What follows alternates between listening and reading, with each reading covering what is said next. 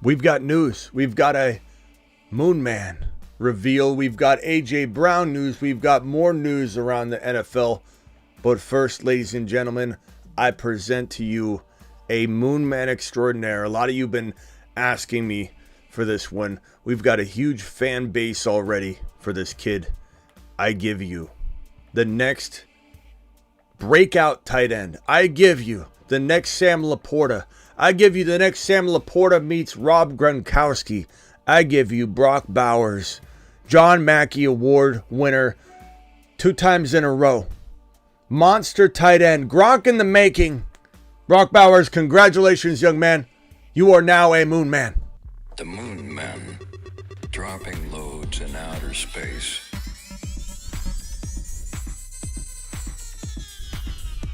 Space Monsters. Live from the FantasyFootballShow.com studios. It's the Fantasy Football Show. Live! Monday through Friday, 8 p.m. Eastern. Smitty is also live whenever news breaks. From the FantasyFootballShow.com news desk, here is your breaking news.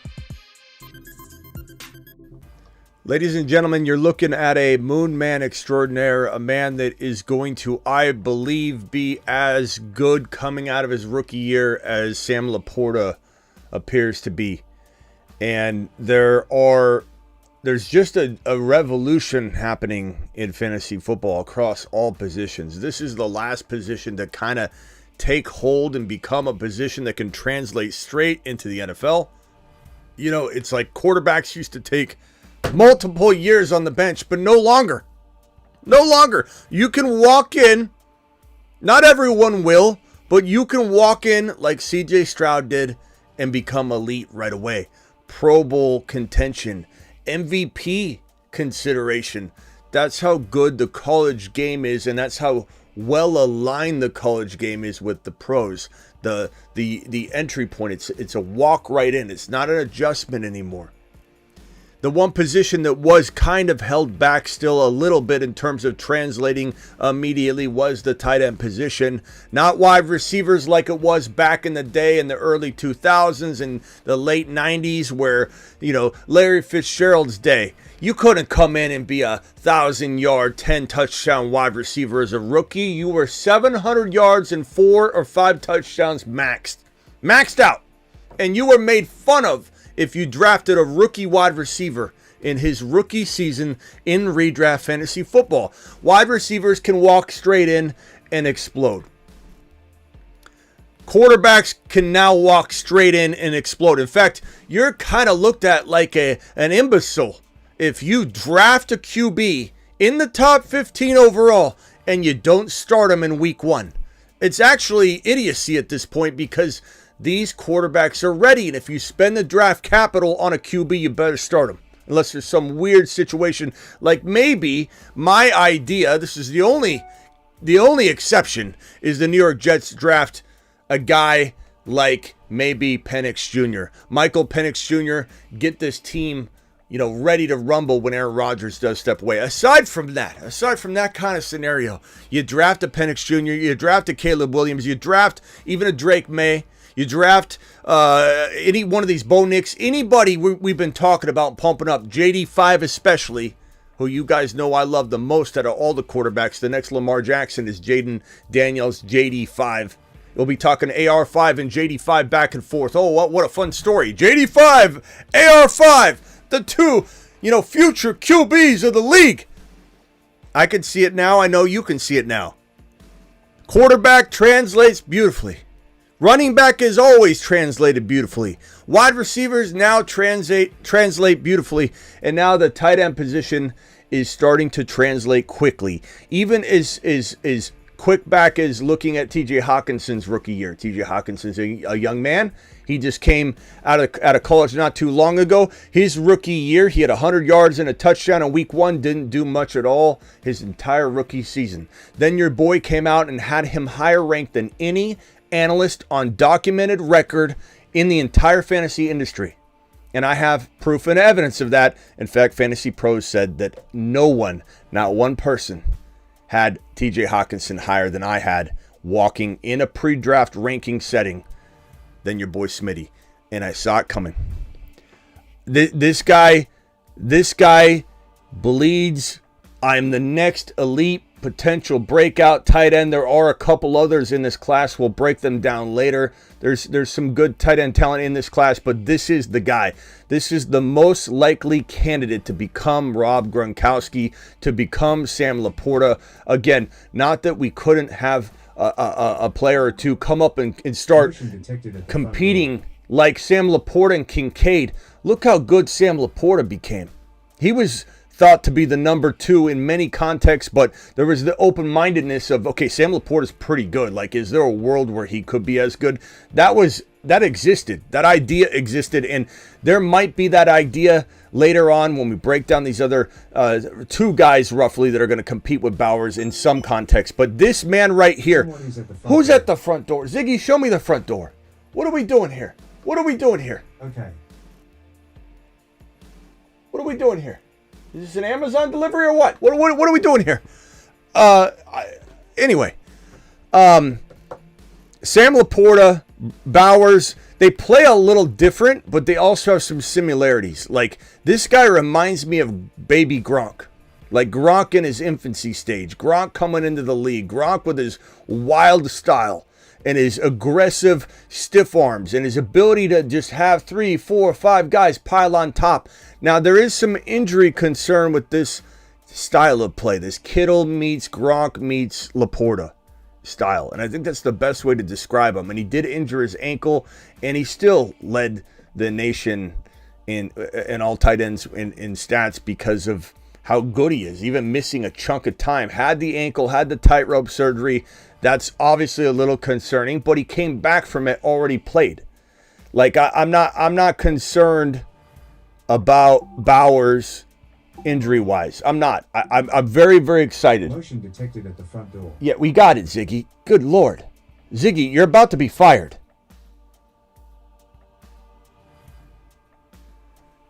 Bowers is unbelievable. Mackey Award winner ×2.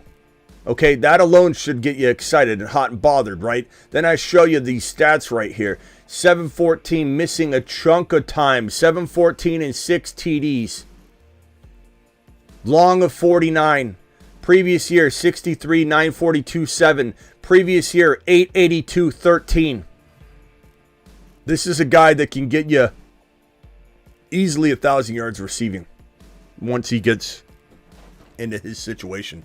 Now, the question would be, Smitty, where can this man, Brock Bowers, thrive like no other? There are a couple landing spots, one in particular that makes a whole lot of sense. If the Chargers neglect to go after wide receiver, if the Chargers believe that old man Keenan Allen at the age of... Ziggy, how old is Keenan Allen?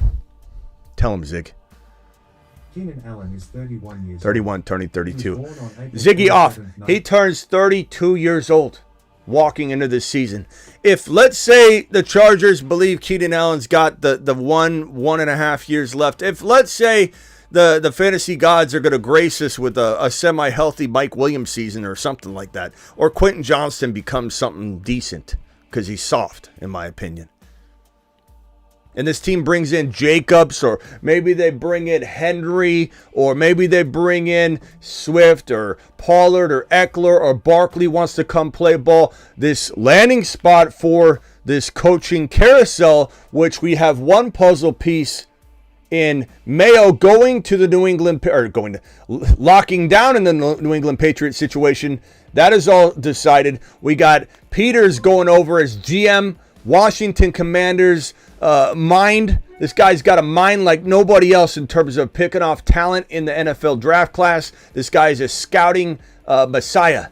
And he's going to put in place, probably we're hearing, Ben Johnson. And I'll tell you, Peters probably is going to have a lot of pull to get whoever he wants because he knows what he's doing. This man found Kittle. This man had a lot to do with, I believe, Brock Purdy. This guy is an absolute scouting machine. And Ben Johnson is the guy he wants for the job. This is the GM, not the head coach. He's in charge of going and getting everything done. He's a talent mastermind. So this is great for Washington. biggest steal of the offseason is going to be Peters to Washington. That kicked the Niners and the Nads really hard. I know a lot of people are saying next man up in the Niner community, but you're not going to be able to replace Peters. He's absolutely amazing. He should have been vaulted to GM over in San Francisco, and the Niners botched it by not getting John Lynch into some higher level. Just move him up and out of the way. Elevate Peters. You lost the magician that's making a lot of what's happening in San Francisco happen. And now Washington has him. GM in Washington, unreal. The question is, who wants this job? Who wants to coach Justin Herbert? Who wants to have the ability with the NFL draft order? You're sitting there at the number 5 overall pick. You can go 100 different ways. You can go Marvin Harrison Jr. You can go Neighbors. So one of the top 2 wide receivers. But if you feel you have the wide receivers for the moment, or Marvin Harrison goes too early and you don't want to go Neighbors here, and Marvin Harrison goes 2 or 3 or whatever, let's say the Cardinals take him at 4. You go Brock Bowers and you do it live. You've just been Smitty approved. Brock Bowers to the LA Chargers would be a magnificent landing spot for not only Bowers, but for Charger fans, for Herbert's development, for all the wide receivers there in LA, because of the way this man's going to make it complex situation for defensive scheming. This guy's an absolute gem in the making. We're going to have a Bowers Powers, some sort of video that will play on Bowers. Like, we got the Bauer. Get down. Maybe Arnold's going to say something. Get to the chopper, Bowers. Where's my Arnold? Where's my Arnold when I need him? Here it is. Get to the chopper, Bowers. Use your powers. Get down. Powers to the freaking moon, I say. The moon men, dropping loads in outer space.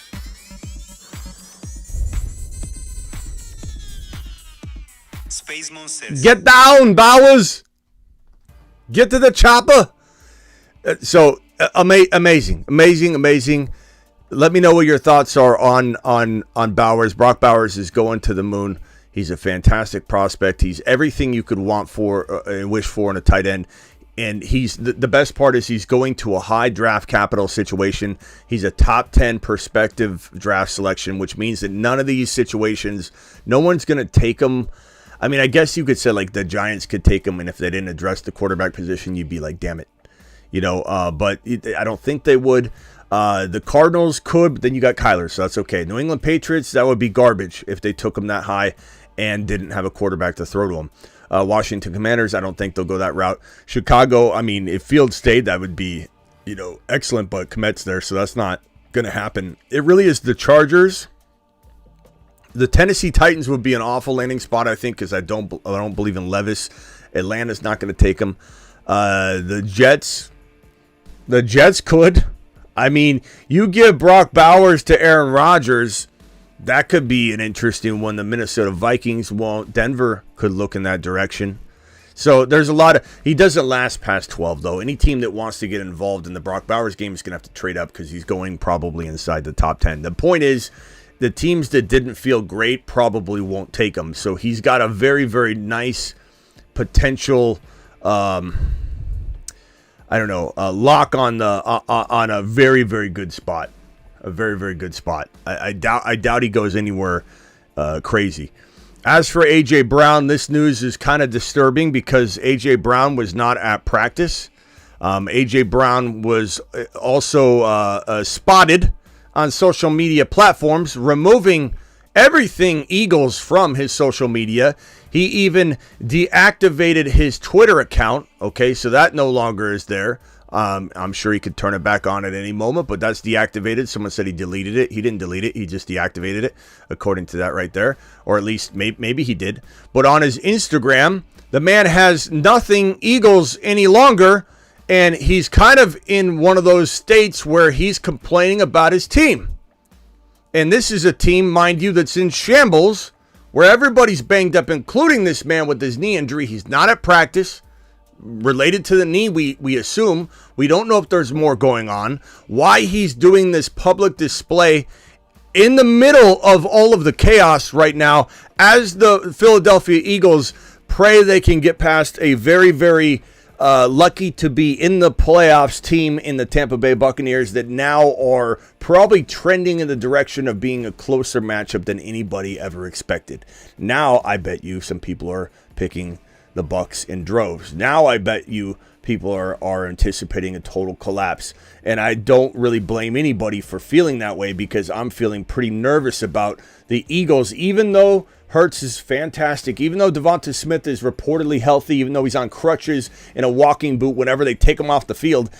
I believe this team can still get past the Tampa Bay Buccaneers, but I do believe the way things are trending right now, the way they're playing, the way Sirianni's coaching, they're probably going to get knocked off by the Dallas Cowboys if the board goes as I predict here, in terms of the Rams winning against the Lions and then the bracket turning this direction.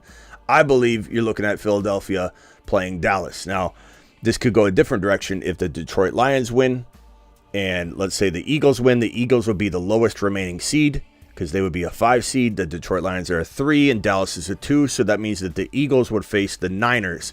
And the Niners are probably going to destroy them if they're at the current look and the current feel of what's going on in Philly.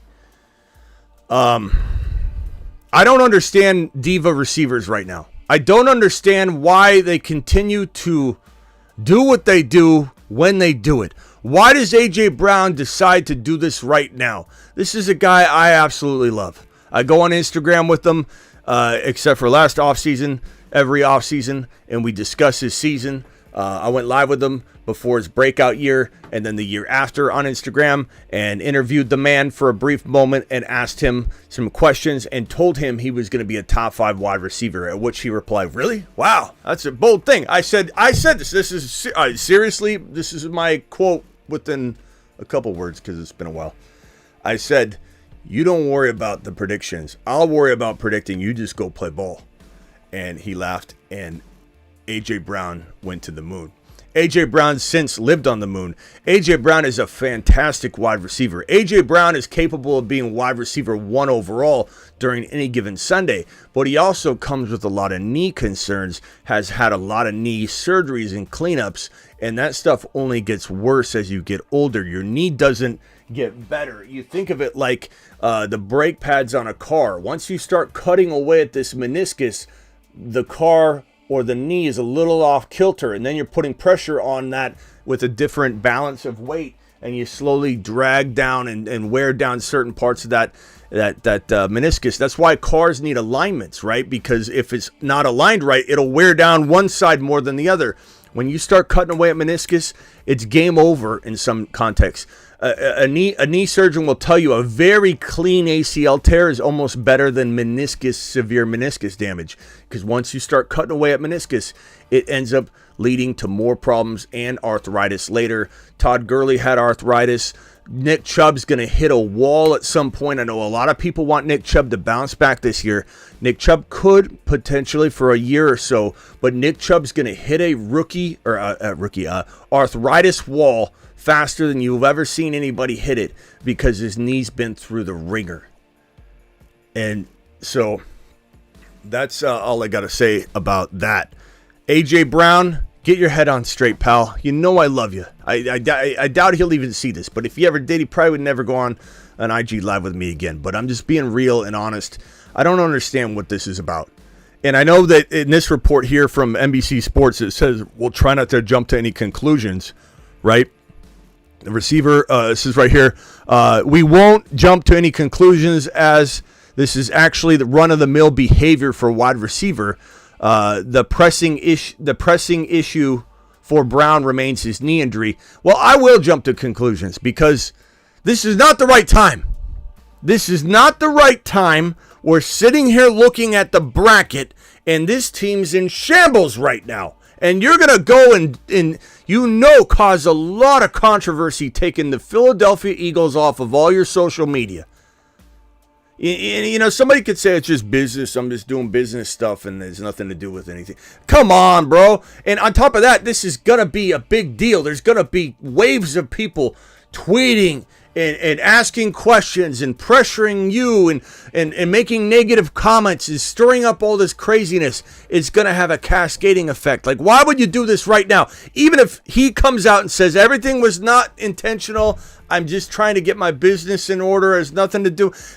First of all, I call cap, because that's an awfully odd thing to do, is take your employment off of your Instagram while you're walking into the playoffs, and you should be proud of that. If you're ever going to take it off, you take it off in the offseason. You never address your business or your current place of employment on your Instagram ever again. You keep it all branding related to video games or whatever the hell you're going to do. But to do this in the middle of the freaking wild card launching, I have no idea what he's thinking.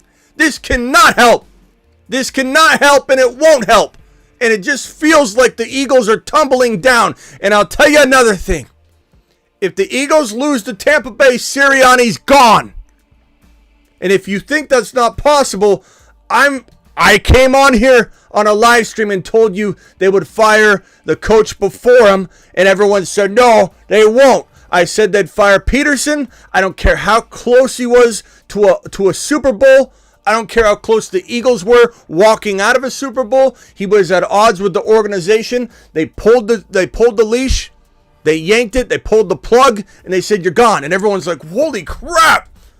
That guy you know what he just did, and you just fired him? Doesn't matter. They'll pull the plug like that in Philly. Philly fans know what I'm talking about. And if Sirianni craps the bed and he can't keep his locker room in order, and his own quarterback is not super happy with him, and there's footage of that all over the place, maybe blown out of proportion a little bit, but it all adds up, and it's obviously all piling up. And this is not the same offense anyway. How much of it was Sirianni? How much of it was Steichen? Because I don't think that this team is playing well at all. Okay, I found this on the web for how much of it Off! how much of it was No, stop. What's wrong? I'm getting taken over. My own systems are taken over. I've got Ziggy over here talking on his own. I've got Siri over here just trying to have a conversation with me. I'm in the middle of a live stream. It's like Terminator 3 in here. More news to come. Appreciate everybody in here. 100 of you in here right now. I know it's the off season, but I appreciate every single one of you that come in for every single show. Adam Peters, this is the news. 49ers assistant GM. They couldn't even give this guy the GM job after all he's done. After finding Kittle, after how much of a role in Brock Purdy he had, I don't know, but I know it was some. I know it was some because this man handled most all of the later draft selections, and Brock Purdy was the last pick in the entire draft. So my guess, putting 2 and 2 together, is that this man probably had a lot to do with Brock Purdy, and they let him walk. Like that's ridiculous. This guy, we've known for years how good this guy is. This is not some sort of, we just heard something. He's the buzzword of the day. Adam Peters, heard he's good. No, we talk about him every offseason. This man found George Kittle. This man finds everybody. This man's a freaking gem. And they just let him walk, elevate him to GM for goodness sakes, and put John Lynch above him. Whatever, president of presidents, whatever, president of GMs. Give him a title. What are you doing, Adam Peters? This is the best find and land in the entire offseason. Absolutely amazing job, Washington Commanders. You should be proud of yourselves.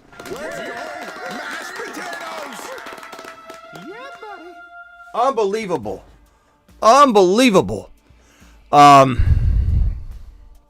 Sam LaPorta, he returned to practice Friday, but they're saying that there's a chance he could play, but if he doesn't, he'll play the next week. So hang tight on LaPorta. More LaPorta news coming soon.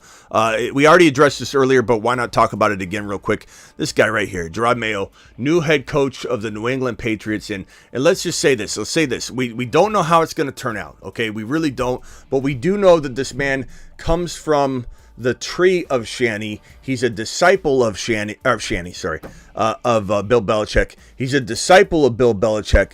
He preaches Bill Belichick language, but he does it with love, kindness, and caring and support, which I think is going to be a unique combo to take what Bill has taught him, and then obviously he's going to use his own instruction, wisdom, guidance, but also his approach and tactic with player. And according to all the people I've talked to, he's loved by his team. It's part of the reason why he's where he is. And if anybody's wondering why there's no interview process, because in the contract, which I think this could be a problem down the road, I'm just going to say it. In the contract, it was written that he would be the successor of Bill Belichick. How are we able to circumvent the rules in place of interview processes when there's a contract that overrules it? Like somebody, I would love to have Baked In Boys or one of my attorneys that we have here on the show call in and discuss this, because it would be an interesting topic if Baked In Boys is out there, or if Tony the Tiger's out there. I would love to know how a contract that's written up between team and coach is going to overrule the rule of law for the NFL. Like, I feel like this is a loophole that teams could maybe use in a contract to allow them to not get in trouble by circumventing the process of interviews and all that. And I think the NFL is a little out of hand in terms of all these interviews and requirements. You got to do this, you got to do that, you got to jump through this hula hoop, you got to jump rope this long for this, and then if you decide on a coach over here, we're going to ridicule you for what coach you select. But you got to actually, like, this seems weird to me. Maybe I'm stupid that I don't understand how this can overrule the rules in place to keep everything in line. I would love for one of my attorney guys to call in. But anyway, it's a good signing, I think. He's a good coach. His team loves him. He's a player's coach. He coaches with love and compassion. And I just think that there's potentially a good outcome here if he puts the right people in place because of the state of things in New England. He needs to, if he doesn't know what time it is with the quarterback position, it's going to be over before it starts. I can just tell you that right now. If he thinks this man, Mayo, believes that he's got the quarterback in place for this team, if Gerard Mayo believes he has a quarterback on his roster that can do the job, he's done already. He's done before he started. If he understands that he needs to bring in a big-time signal caller to the tune of Fields, to the tune of Bo Nix, to the tune of Drake May, to the tune of JD5, to the tune of anyone, Penix Jr., any one of the top 5 rookie quarterbacks or Fields, and he's in the number 3 spot, then he has a shot, and I'm rooting for him greatly. However, if Gerard Mayo walks into the NFL draft situation and says, let's trade this pick down, we've got a lot of holes, we'll deal with Mac Jones or we'll draft a quarterback later, he's as good as done. Put a fork in him. You have one shot right here. Your opportunity is right in front of you. Mom's spaghetti, palms sweaty.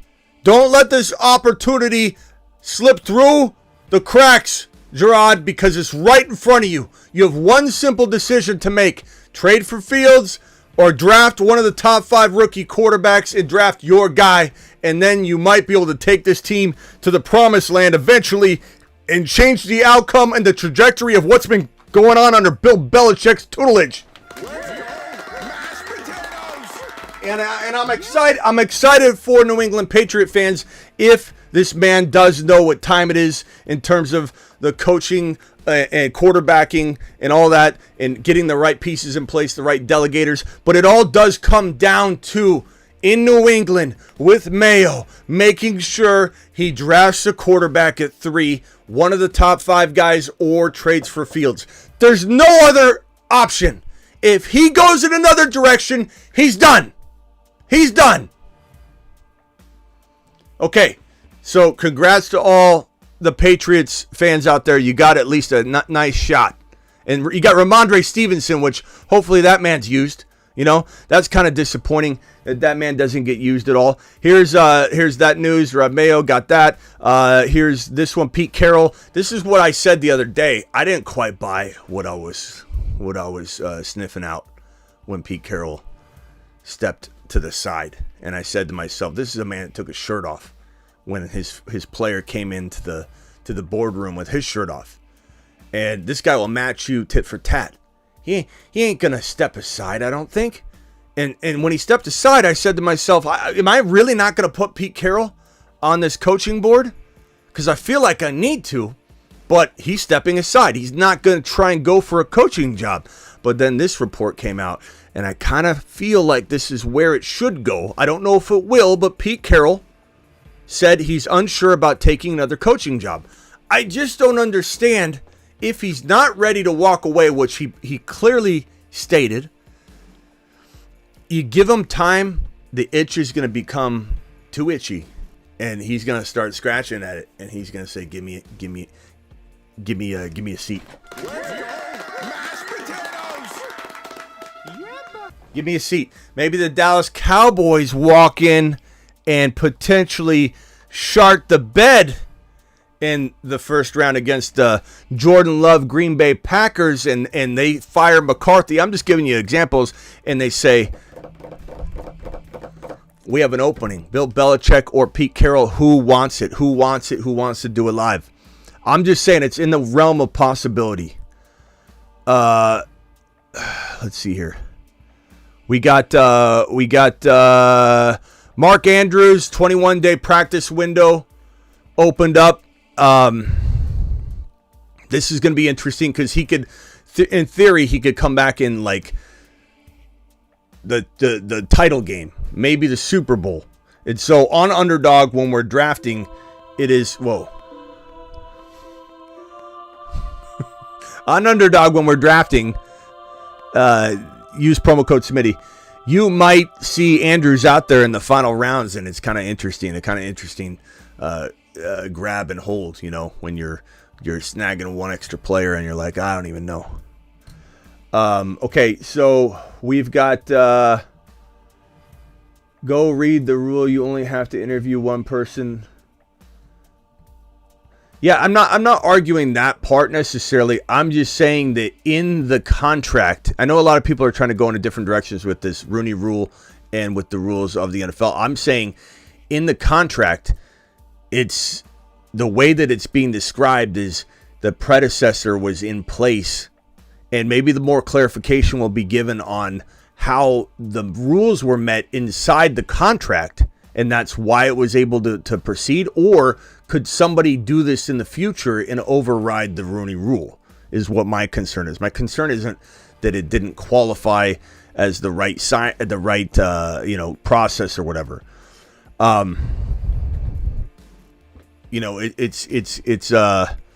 It's just interesting to me that feels like there's potentially a loophole unless one of my attorney buddies gets on here and explains it to us. That's all I'm saying. Like, could somebody circumvent this later in a way that I think goes against the nature of it? Okay, here's this report. Jalen Hurts' finger did not throw the ball much at all, if at all, during Thursday's practice. This is just not a good situation at all. He's not throwing. His finger's mangled. A.J. Brown's injured. A.J. Brown's getting on social media, making a mess. Making a total mess. Interesting. Okay. Anyway, that's all the news. We'll open the phone lines. Anybody has anything they want to discuss, drop it like it's hot. Here comes the phone line intro. Call into the show. Call into the show.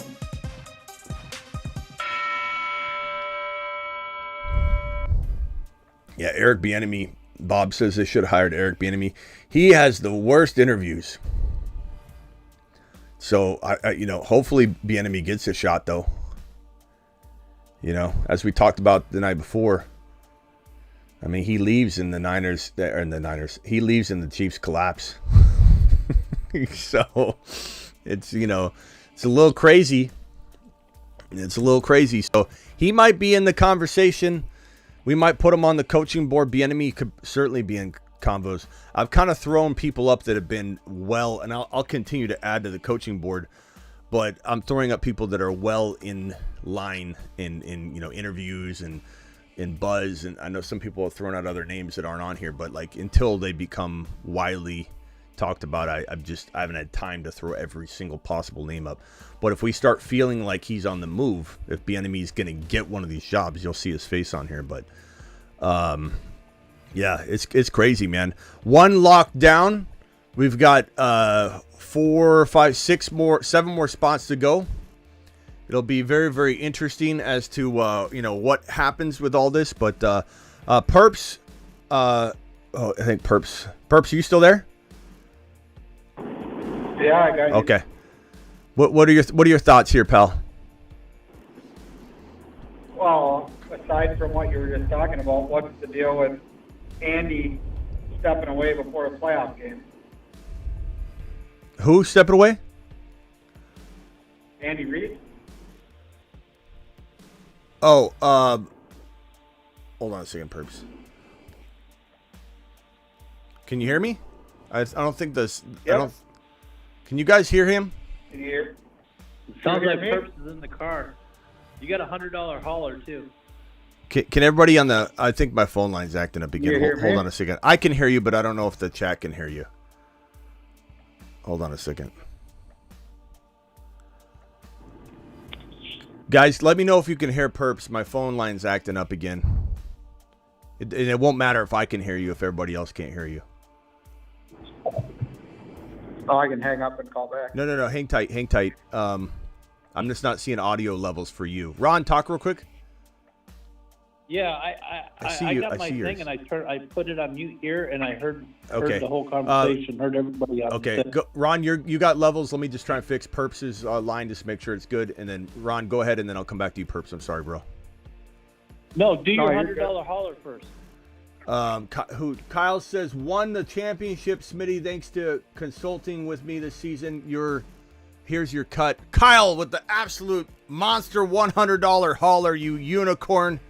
You unicorn, you. Alert. Super chat alert.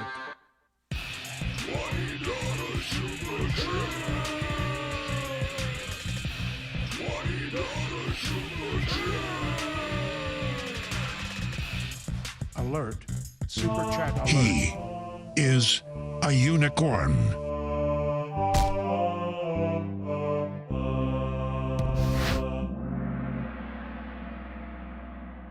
All right, let me put this on. Go ahead, Ron. I'm still fixing the phone line. I think I got it.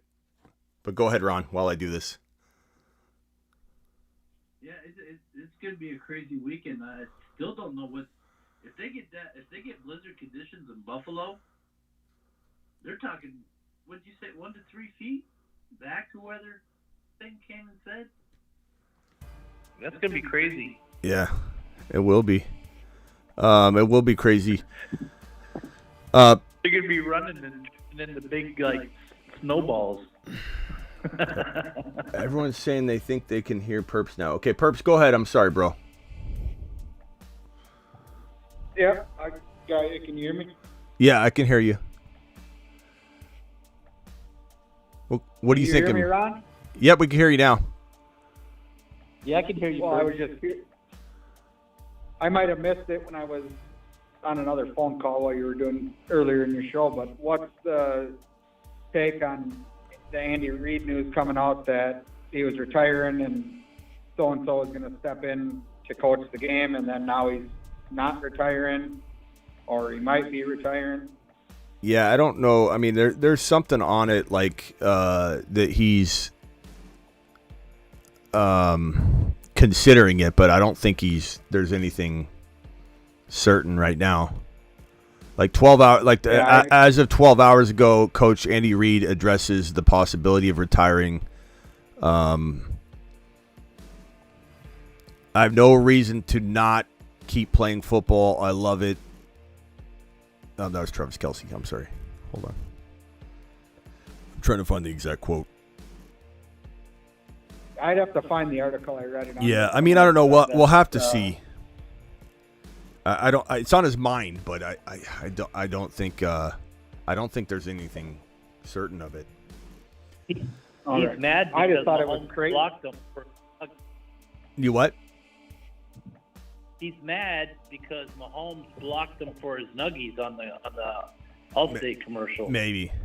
He didn't give up the nuggies, so Yeah. he's going to retire on Mahomes. Yeah, I think what it is it's people have overblown it and they've taken it in the wrong directions. Like a lot of what I'm seeing here, and even Sick Nasty said he's seeing an article on it that he's not considering it right now. It's like on his mind. Somebody asked him one of those order of questions type of things, and they cut it up, I think. Because everything I'm seeing is like he's not considering it right now. He's getting old. He's talking about getting old. Maybe he steps away. Maybe somebody said something along the lines of like, is there somebody succeeding you? And he probed too much, and then the wrong information came out. But I don't see Andy Reid stepping away. I think that's just I don't think it's gonna end up being the same thing as Bill Belichick. But good question. But what do you think about AJ Brown, Perps?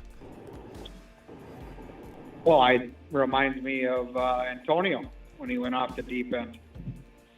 I mean, is that what this is the start of? Is this a CTE issue? Is it a crybaby situation where he's not getting the ball enough? He's injured, so he's going to play the part. I guess I don't know. He seems very much more like I've actually talked to AJ Brown a couple times each offseason, and he's a really calm, nice guy. So I wouldn't put him in the AB category at all. But I would say what's going through his head right now. Even if he, like I said, he came out and he said later today, hey, this is just my agent told me to do this. I'm just doing it for business. I'm going to focus on a video game future that I'm going to have when I retire, and I just want everything on my social media to be about that. This isn't how he did it. It's not what he did. He removed the Eagles. He ripped them, raptured them from his page. He's clearly upset, and he's not able to even practice right now. So it's like, I don't know what in the hell's going to happen here. You got an injured quarterback. You got an injured wide receiver. Your other wide receiver, Devonta Smith, is said to be healthy, but he's on crutches in a walking boot whenever they get a chance to put him in one just to keep him safe, like Bubble Boy. And I love Devonta Smith. I'm just saying, like, they're in shambles right now. They're in shambles. The healthiest player on the offense is DeAndre Swift.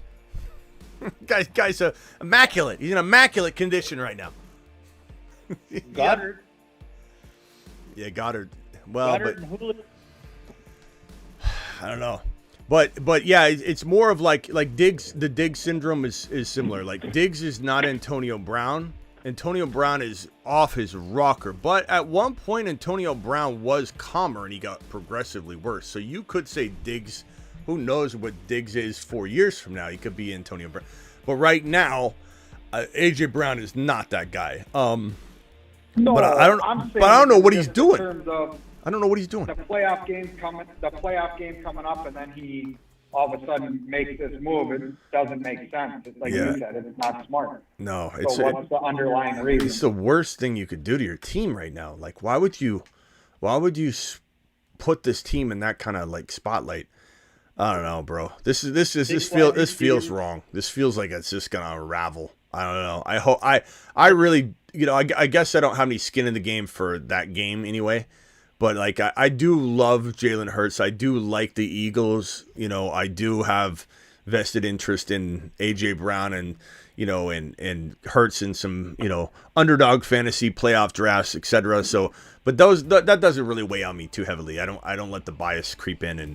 But I am kind of cheering for the Eagles because they're the better team to win, so that the integrity of the playoffs stays strong. I don't want the Bucs to be the next team advancing and then that's a weaker game.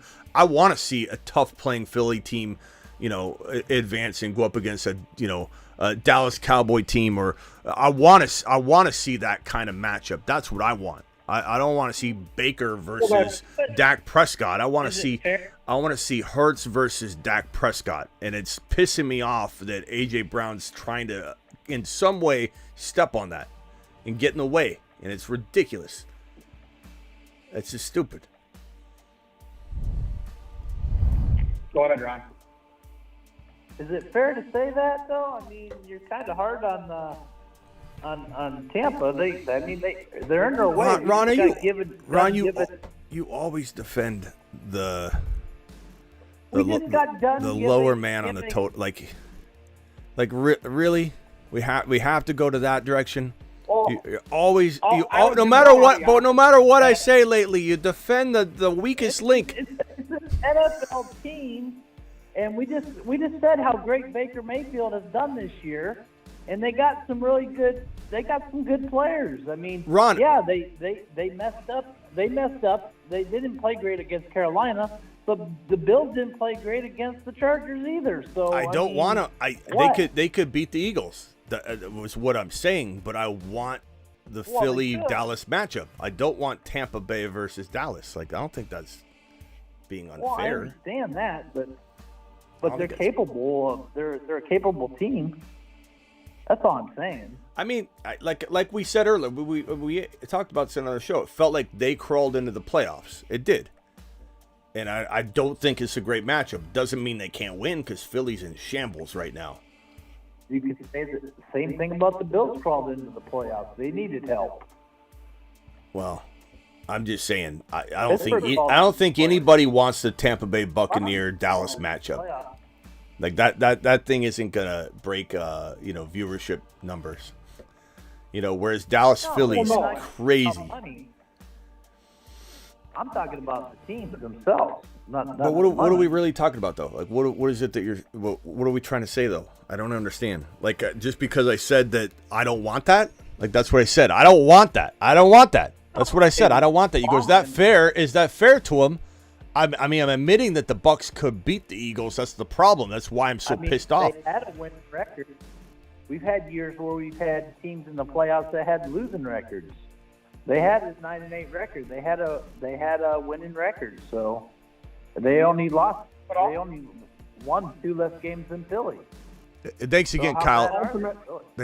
Appreciate you, bro. Kyle Howard stock is up. Ultimately, this time of year, the standings don't matter. It's 0-0. It's who's going to be the best team. I mean, who's going to show up to play? And I mean, that's where Smitty's going, and I agree with it.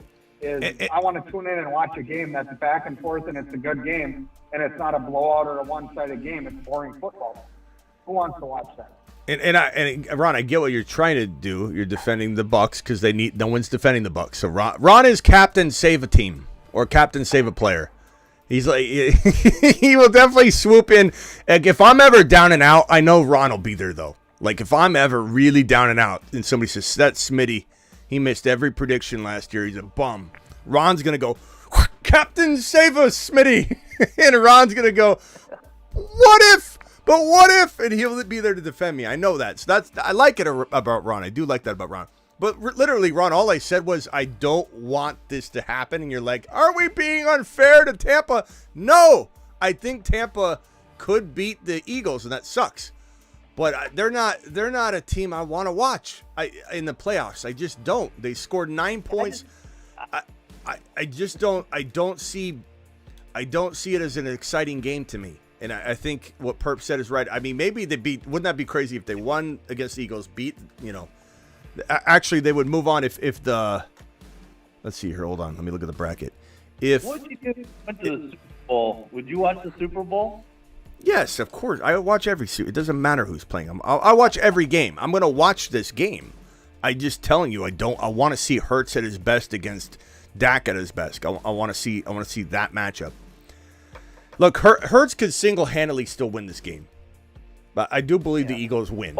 I think it's just gonna be a man. They look really bad and out of sync, and they won. They barely won. It's an ugly win. Everything comes down to this game right here.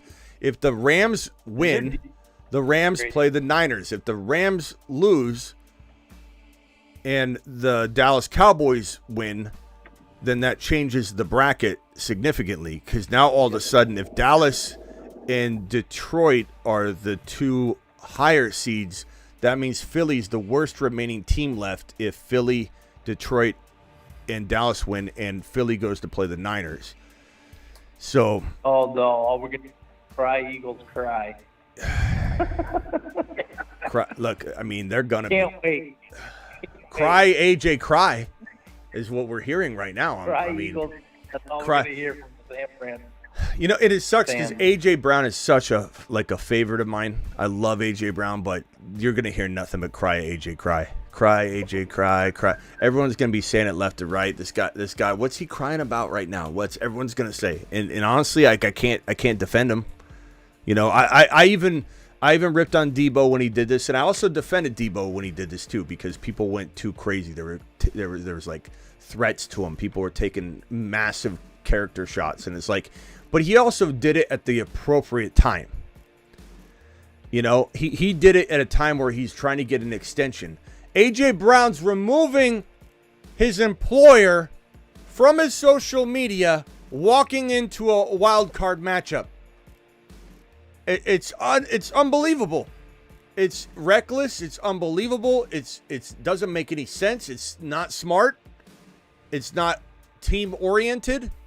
It makes zero sense. I don't care what his explanation is. Yeah, but I mean that's just we talked about it before about Sirianni losing the locker room. He's gone. If they lose against the Bucs, he's gone. He's gone. You know, once there's the locker room, you're done. He's as gone as A.J. Brown's Twitter account. It's unbelievable. Hey, then if man, let me ask you boys a question. If Sirianni gets fired, are the Eagles now the best landing spot for a coach? That's better than the Chargers. I mean, think about that. That would be unreal. That would be the best landing spot on this board. Over the Chargers, over every... He's already got one of the, if not the best GM in the league for the players. All he's got to do is worry about coaching and getting his record. Would we be less worried about Belichick in Philly than we would like Atlanta, I think. Oh, yeah, absolutely. Because there's a lot in place in Philly. I feel like the defense, I feel like it would be right up his alley. And I think he could get somebody that would make the right decisions in terms of the offense. And the offense is already in shambles anyway. You know, why not? It wouldn't be that crazy. Philly might actually make sense for Bill Belichick. It really might. It might not have me run for the hills in terms of, Devonta Smith or A.J. Brown. It could water him down a little bit because he wants to run. He's defensive. I don't know. But it certainly, I would be sick to my stomach the entire day if he gets announced to be head coach of the Atlanta Falcons. I don't think I'd be that sick if it was. I think Hurts would still do phenomenal, and I think Hurts would do his job in getting the football to Devonta Smith. I already feel like A.J. Brown, from a dynasty perspective, is not somebody I love anyway because of the knee issues and such. So I'm not super concerned about that. I just want Devonta Smith to survive long term. I want Hurts to survive long term, and I'd love for A.J. Brown to be good for another 2 or 3. Maybe A.J. Brown's gone. Maybe they get rid of A.J. Brown. This right here might mean the end of A.J. Brown in Philly.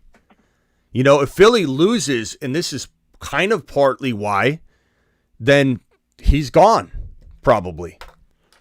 I would imagine. You just got a $50. I mean, it's speculation, but maybe he had an argument or something in the locker room, and then this is his way to get back at him, and they say enough's enough, and yeah, I don't they know. lose and they move on from him. Kyle with a $50 hauler. Kyle, appreciate you, my broski, my man, the myth, the legend. Alert. We have a $50 plus super chatter in the house. I should have hit that button the first time. $50 hauler and $100 hauler from Kyle Howard. Kyle says, what screen was I on? I think it was on this one. Kyle says, happy Friday, Smitty. Thanks for the entertainment tonight. Smitty to the mother freaking moon.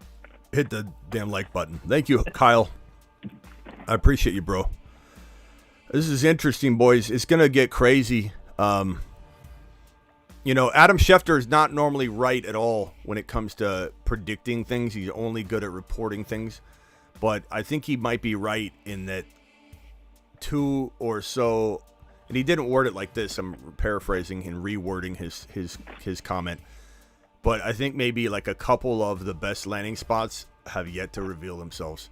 So whether it's the Dallas Cowboys, if, let's say, McCarthy loses this wild card game against the Green Bay Packers, certainly possible. Dallas Cowboys become available.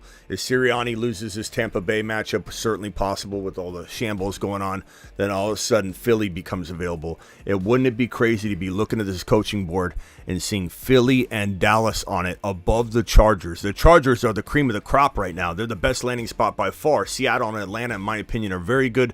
Peters in Washington now makes the Washington job at least the 4 spot. Some could argue higher because Peters is so good at accumulating talent that maybe the Washington job is going to be a blessing in disguise. Maybe they trade for Fields, aggressively go get Fields. I think this new ownership of Magic Johnson and the boys, they want to get a big, high, fire-powered quarterback under center in Washington and make a splash.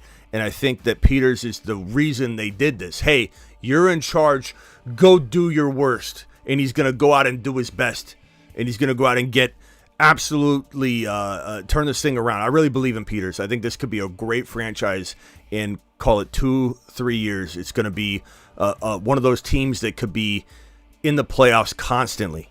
I really believe that about Peters and what they're building over here. It feels very much like the Houston Texans the moment they got DeMeco Ryans. The moment they got DeMeco Ryan, I knew things were going to turn around. Casario knows what he's doing from a GM perspective when it was all going down. And I just think that the Texans, I see a lot of the Washington situation here looking a lot like that, and I feel like it's going to turn out that way. But like I said, at the end of the day, Chargers are cream of the crop landing spot.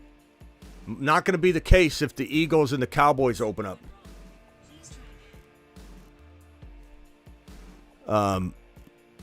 What would be the number one landing spot, Ron, for you if you were a coach, if the Eagles, Cowboys, and Chargers were available? The Eagles, Cowboys, and Chargers were available. I'd almost have to say the Eagles. I'd like to see them be coach in the NFC. I think it'd be real close between the Eagles and the Chargers, but I'd like the Eagles. What about you, Perps? Cowboys, Chargers, Eagles. Who would you rather coach?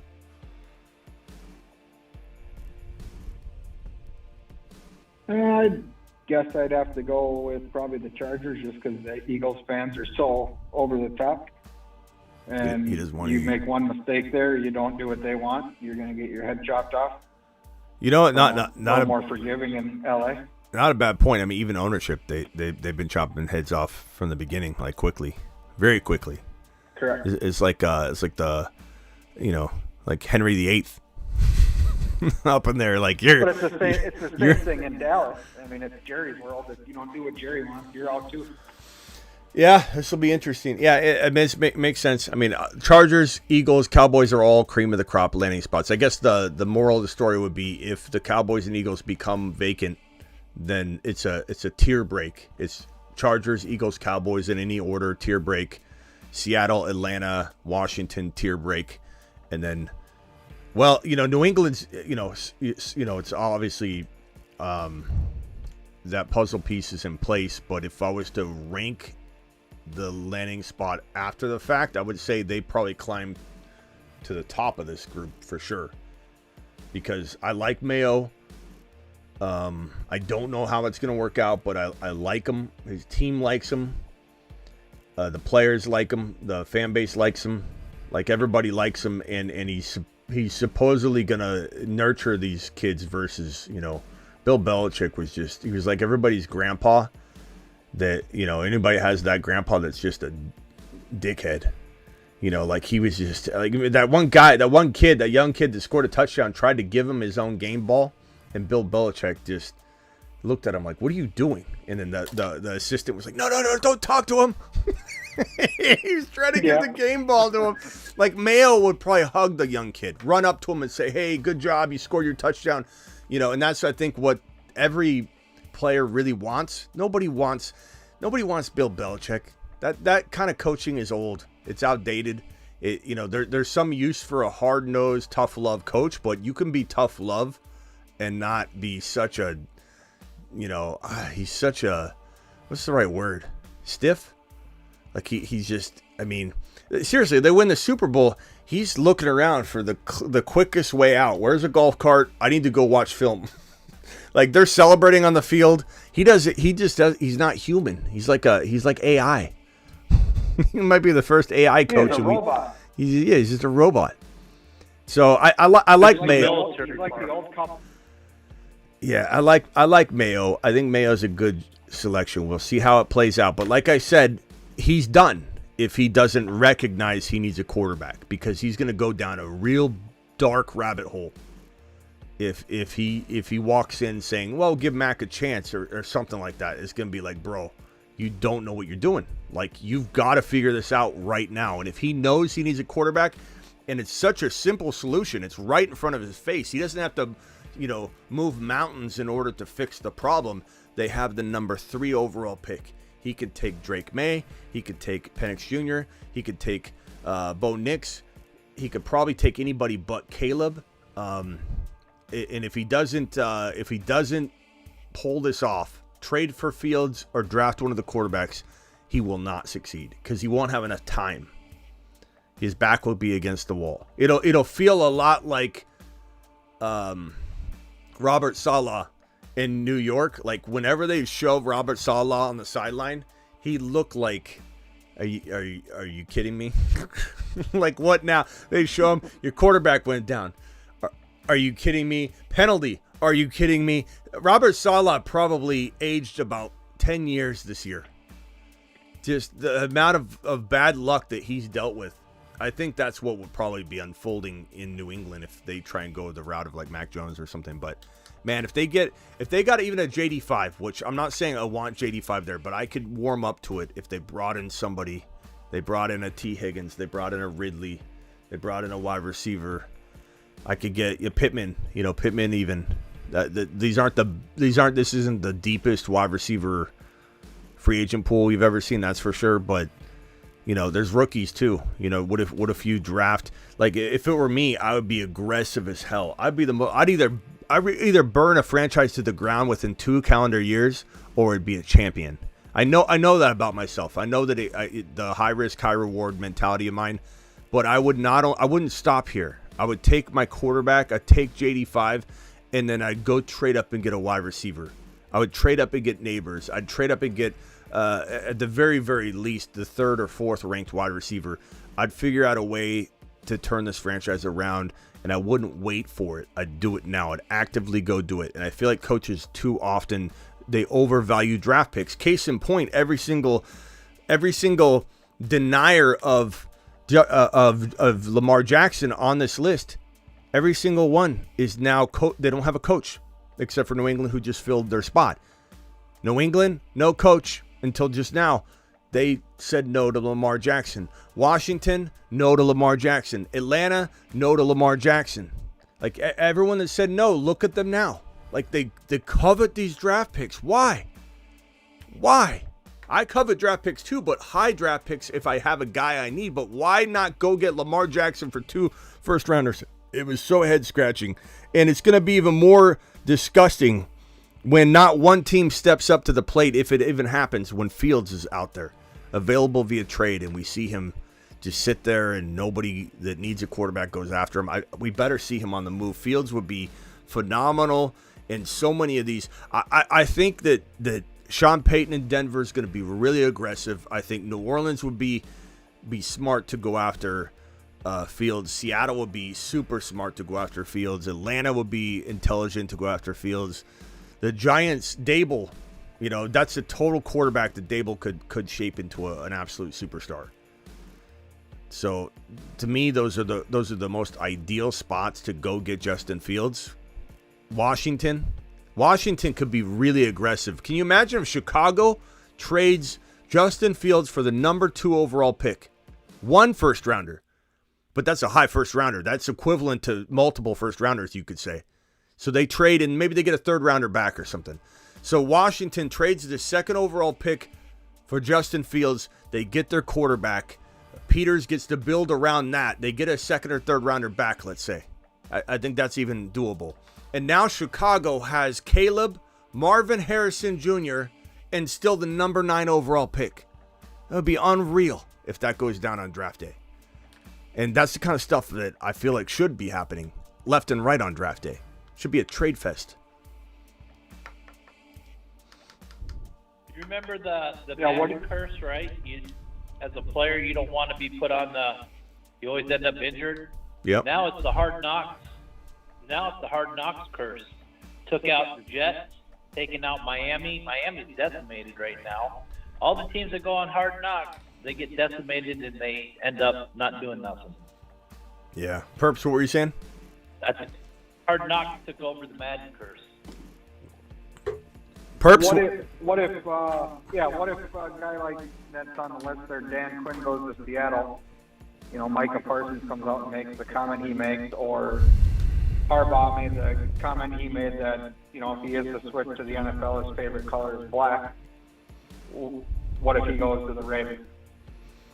What are your thoughts on those two? I think that if Harbaugh goes to the Raiders, he, like Mayo, needs to bring in a big name QB, and if he doesn't, he will fail. The Raiders have the 13 overall pick. I don't know what that's going to hold.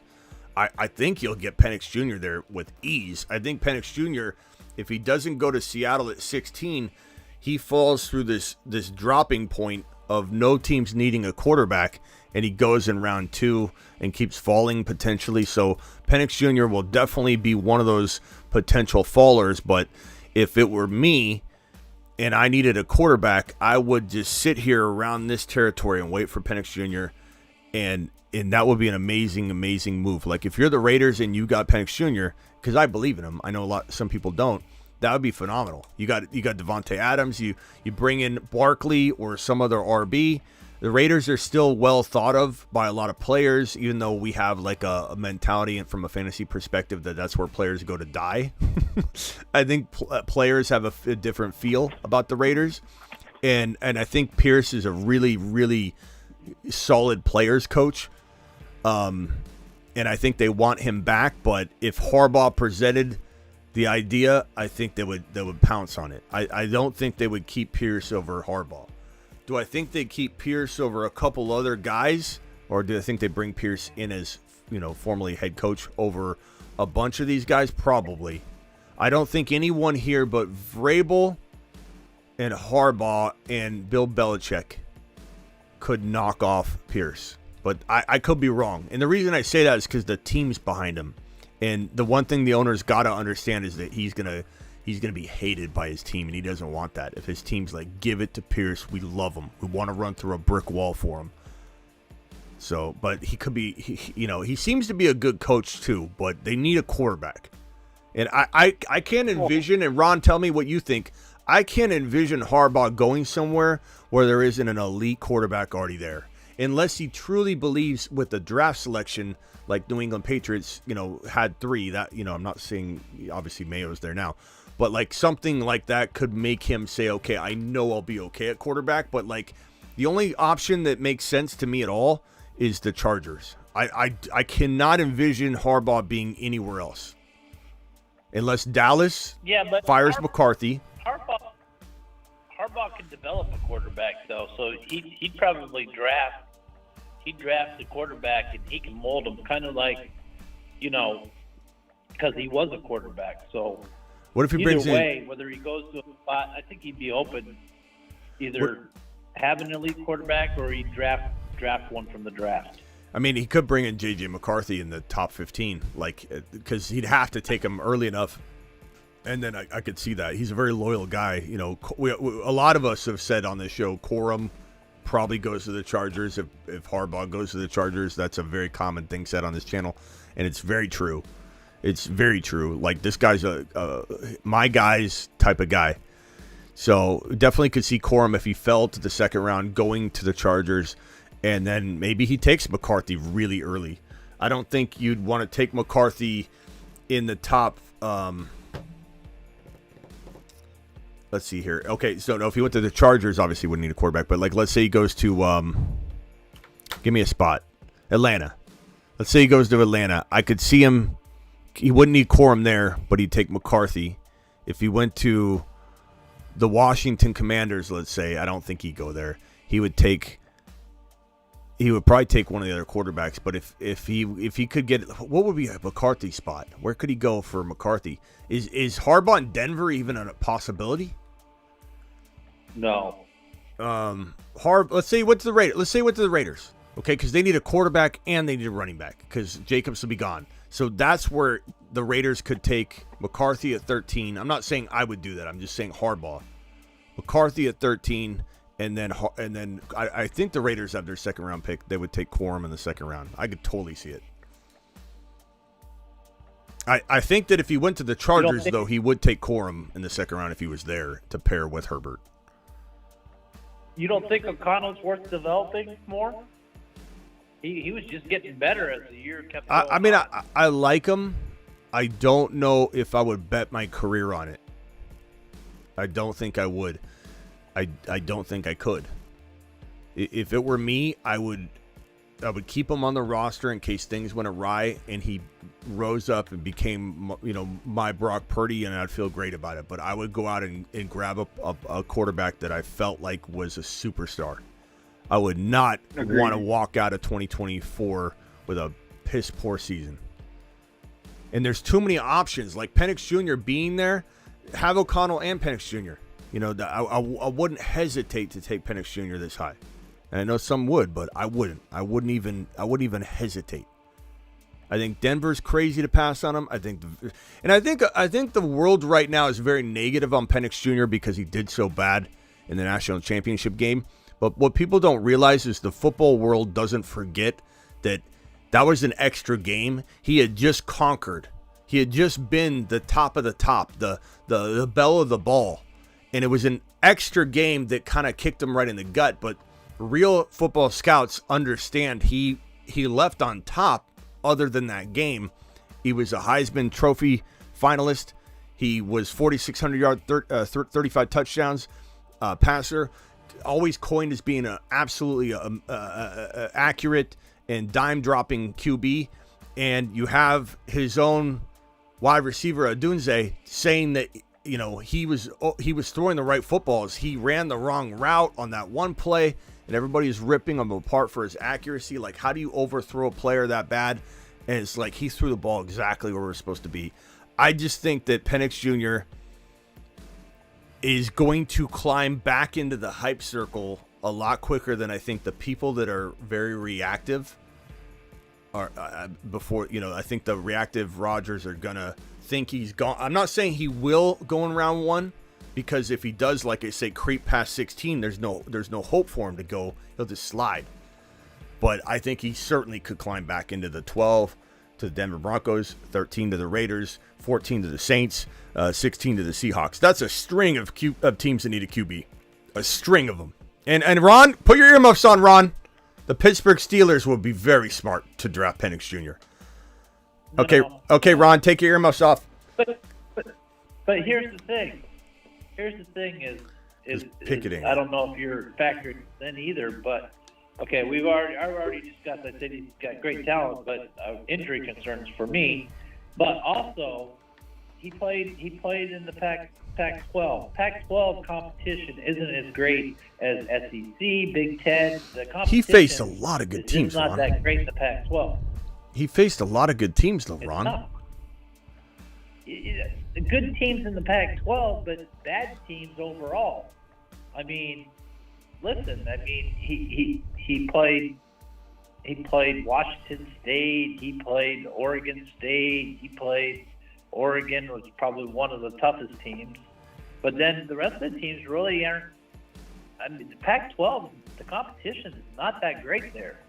And so, yeah, he was able to thrive there. But you put him in, I think, in the Big Ten or the SEC, and I don't think he does as well. Even I don't know. That's just another factor to look at. Well, it is something that's hard to prove because you can only judge him so much for who he was forced to play. And not to mention, I disagree. I think he was very, very proven against I believe tough defenses. But I think even more so because I mean it's not like he played for some small school, Ron, that like had no competition. Like, he went up against some big boys. I just think Penix Jr., to every scout known to man prior to the national championship game, was like drooling over this kid. And while everybody wants to throw injury in his face, I think what he did in that national championship game, once you have all the facts about him not overthrowing Odunze, and the fact that, like, he got beat up and he didn't get injured, like, he was hurt. They looked at him, they took him off the field, they evaluated his ankle, they threw him back on the field, he kept getting smashed into the ground, and he played through it. If anything, that should be a positive. Instead, people are just like, see, he's getting hurt again. He was getting, like, any other quarterback would have maybe got injured there. Like, that was a really tough, it showed grit and determination, and he stayed in the game. I think it proved to me he can hold up. And I know he was injured. He had 4 major injuries, but he played like 17 years in college. So it's like he didn't really, but he played a lot of years. I get it. He's older. He's about a year older than Stroud. That means 0 to me. Running back age is different than quarterback age in terms of breakout and how it can be a negative potential indicator. Like a breakout age for a running back being late is not, it can be impacting. It's not always a for sure, but it can be a little impacting. A lot of people will say that about wide receivers. I'm less worried about it with wide receivers, but I'm certainly not worried about it at all with quarterbacks. Because I think 23 years old versus Stroud, like being... Ziggy, how old is CJ Stroud? He's 20... CJ Stroud is 22 years old. 22, yeah. So he's born on October they're 3rd, 1 year apart. And that's not that crazy to me at all. It doesn't bother me. The injury history would bother me if he had 1 year of solid play since the injuries. He's had 2 straight injury-free, for the most part, seasons. So I just think you can keep saying injury, but he's had 2 years in a row, like what more can the guy do? I just think he looks phenomenal. Well, Ron, so you're saying you would let Penix go somewhere else and you'd entrust your faith in Rudolph, Pickett, or Trubisky to get your team back to the playoffs next year? That's a great question. Well, no, not Trubisky. Never Trubisky. Trubisky's garbage. He needs to go. Well, Rudolph he's on the list. But here's the thing. It is just my opinion and my observation. What is the toughest competition in college football? It's the Big Ten, SEC, few teams in the ACC, but Pac-12 isn't as tough as competition as the Big Ten or the or the SEC. It's just not. So, in my opinion, he hasn't. And when he did face the Big Ten in Michigan, he got tore up. Everybody got tore up against Michigan. It's not. I just think that's not. Ron, he had good competition. Ron, you can say one thing is better than another, but you can't act like Penix Jr. at Washington didn't go up against tough defenses, didn't showcase himself in a lot of very, very big spotlight situations. He was great, man. He was phenomenal. It was just my opinion. But what Perps is asking you. I know. But what Perps is asking you is, do you trust Pickett and Rudolph over? Yeah, I think Pickett has a lot of great knowledge. I think he could be. I think and I was impressed with Rudolph. And he used to, when he started back a few years ago, he was inaccurate. He floated the ball a lot. He just wasn't there. But he's playing differently. He's matured. He's progressed. So I think, but I don't think that Rudolph ends up staying with the Steelers next year. I think he'll get offers from other teams to go in and be a backup in one of those other teams. I think that depends on what he does in the next game or two. Like if Rudolph goes out there and gets worked, he's not getting a starting job. Like it's predicted. I mean, we'll just have to wait and see. But he railed off 3 straight games. Now, 1 game, I'm still skeptical. 2 games, I'm like looking at him like, okay. In the 3rd game, I'm like, in Monsoon Bowl, he did really good. If Rudolph gets worked, he will not get a starting job. If let's say he wins, let's say he wins two hard fought or wins one hard fought game, loses a second hard fought battle, like we can have a different conversation where I come back and put my tail between my legs. But I don't think Rudolph's starting anywhere else next year, getting offers to start. But he just hasn't showcased enough. But I will say I'm ready to give up on Pickett though, Ron. I don't think he's an elite. I think. Well, maybe I'm right on it. Maybe I was right. I know you want to believe in Pickett, but in your heart of hearts, Ron, do you feel like more of that's your heart talking than the noggin? You really believe it's Pickett? I think he makes great.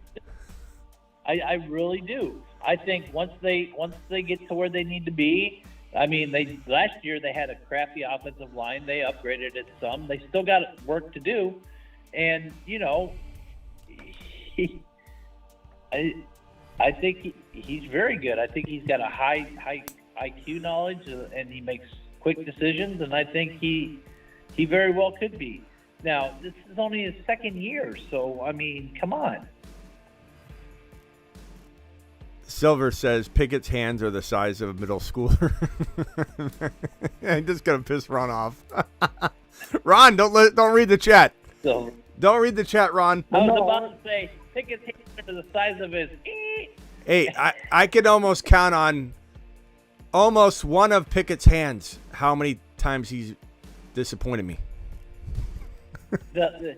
Oh wait, I need both of them then. I need both his hands. Don't make a difference. Come on. Quit going there. Y'all just trying to get me ridden up, especially these Niners. Ron, but here, these Niners. Ron, but They're here's just the trying to deal. get me all. When you go from college football to the pros, there's a big adjustment. You could be the best number one player coming out, and you still have adjustment to do to play at that level. There is. But to say that Penix can't step up there through the different training sessions and to get there to be a starting quarterback next year over Rudolph or Pickett, I don't understand how you can't see that. He could go to Minnesota and take it over from if Cousins leaves and go to Minnesota and quarterback Minnesota. Hey, Ron. We've already seen Minnesota has nobody. Well, that's what I'm talking about. If Cousins goes, then he can go to Minnesota and have JJ and Addison and Hawkinson, and he'll be all good to go. I've got the actual hand diagrams of Penix Jr.'s hand and Pickett's hand side by side on the screen. These are actual imprints of Penix Jr.'s hand and Pickett's hand. Right, a deal about hand size. Come on, Smitty. That looks like Draven artwork. It does look like Draven's work. Where is Draven? Draven, where are you? Look, Ron, I'm just gonna say this one time. I'm gonna say this one time, and then and I understand you feel differently, and I appreciate it, and I've already told you I'm envious of your loyalty to a team because I don't have that, because I'm out here talking about everybody's players and teams. So I sometimes am jealous that I don't have the ability to be a fan like a normal person. But I'll say this: Pickett is not even a top 15 quarterback. In my opinion, Pickett's not even close to being a top 15 quarterback. The problem with that is your team, Ron, this is a compliment. Your team is good enough that if you handed a Penix Jr. to it, you'd be a Super Bowl contender. You'd be in top 8 team. Your defense, we don't need a lefty in the bullpen. Your defense almost alone. Your defense alone with the running game and coaching and everything. If let's say Tomlin stayed and everything goes well, like you are already there. You're in the playoffs because of what your defense and some of those factors are bringing to the table. If you had a Penix Jr. or even a Drake May or even a JD5 especially, that would be the difference maker. Like if I were you, this is what I don't understand. You're such a loyal Steelers fan. I would be like praying that we get the right quarterback in place so that this potential that you see and feel could come to fruition instead of just wanting it to funnel through Pickett. Pickett is I just don't think he's even top 15. I don't think he's got the talent. I like his tenacity and his grit. I do. I think he's a great backup. Like if let's say you drafted Penix Jr. and he got hurt for 2 or 3 games, Pickett will be a fantastic. I don't mean that as a disrespectful thing. He'd be a fantastic like Fitzpatrick type guy. He comes in, wins 3 games, excites everybody, and you're like, damn, that's awesome to have that on the squad. But like I think you put Pickett like in the Jets situation last year, he would have looked no different than Zach Wilson. I don't like Pickett. I tried to give him a chance. I really did, but I just don't feel like he's got the talent. You tried to give Pickett a chance. I did. As much as you give Kirk Cousins. No, Ron, I Pickett to Pickens. We talked about it. We joked about it. I think I gave Pickett a lot of tries. You know, I even kind of like, I don't know if you remember me in the offseason saying, you know what, watching this guy run through the dummy drill and just trying to really work on himself, and he's just hungry, looks like a dog out there, and he was out there training, trying to be a dog, and I appreciate that about him, and I like his tenacity and his grit and his. But he doesn't have the. How much of that is Canada? How much was that offense Canada? All of a sudden, they're looking pretty good, huh? That Pickett got injured, yeah, but they're looking pretty good, aren't they? Now that yeah, but how good did he look in the pocket? How good did he look in the pocket? He looked a lot better than Trubisky, I'll tell you that much. Well, but that's not saying much, Well, you're Ron. comparing him to trash. But, you guys can all say what you want to say. Pickett is the guy. But he is the guy. And you guys, next year when we come in here and he starts going off, and you guys, I'm keeping receipts. You guys Keep it, clip it, Ron. With excuses. Why look so good? Well, this is just one. Ron, year, clip it. Or that was just one game. 1 hour 26 minutes in. Clip it. 3 to 4 touchdowns a game. You guys, Ron, trying to come up with excuses to still keep them down. Ron, I'm not even trying to be disrespectful. I'm just looking at your argument, and I'm putting it out there for you to see the whole picture. That I agree, Matt Canada screwed that offense up. Yeah, There's a he reason did. he got let He go, did. but he wasn't the reason to Pickett not succeeding. Hey, Ron, the part that's frustrating to me is like I'm like as much on your side, like patting you on the back as I can be, but I know you don't see it. I'm literally saying that if I was you, I would be saying my team is ready. And I would just be one of those fans that's honest about, and I'm not saying you're not honest, I'm saying internally you feel like you are. I think you're just so loyal. And you love the underdog. And so Pickett's an underdog, so you're totally rooting for him. But Ron, Steelers because they won the no, Super no, Bowl but six times. I got the history, and they're sorry teams like the Bills can't even win a freaking Super Bowl. They go to 4 straight Super Bowls, lose every single one of them, haven't been back to one since. They fail. They're going to get beat this weekend on Sunday in the snowball or wherever. But Ron, here's my point. Your Your team could maybe win this game because it's so good on the peripheral. Everything's so good, but like what I'm saying is if I was you, if I was an honest and true fan, and I'm not saying you're not because that wording came out wrong. I'm just saying like if I'm trying to put myself in your shoes, I'm trying to like let you know that I'm on your side.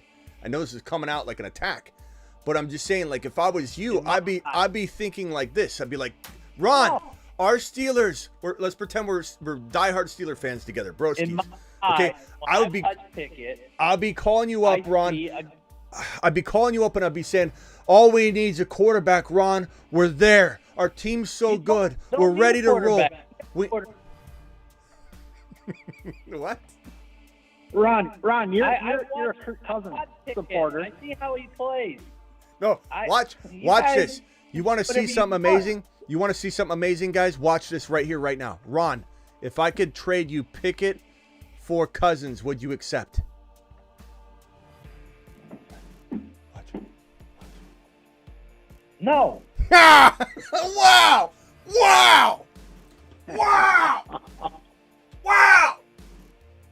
This is the biggest Kirk Cousins fan in the world, and he just turned down Kirk Cousins for Pickett. Stay in Minnesota. Cousins needs to stay in Minnesota, and I would love to see a Minnesota-Pittsburgh Super Bowl. That would be awesome. That one took it out of me. Yeah, well, I'll probably be dead before that happens. Yeah, you never know. But here's the thing: is I look at Pickett and I see a lot of potential where you guys don't, and that's fine. I'm sticking with him. I think that he will prove everybody wrong, and plus, there's so many people out there that just hate the Steelers anyways. They're gonna just whatever. People hate doesn't matter. Philly more than they hate the Steelers, Ron. Huh? Half People the chat hates Philly the more Steelers. than they hate the Steelers. Well, I don't know that. I mean, let's be real. Ever since Big Ben retired, those were big shoes to fill, and I don't think any of the guys on the roster now have it.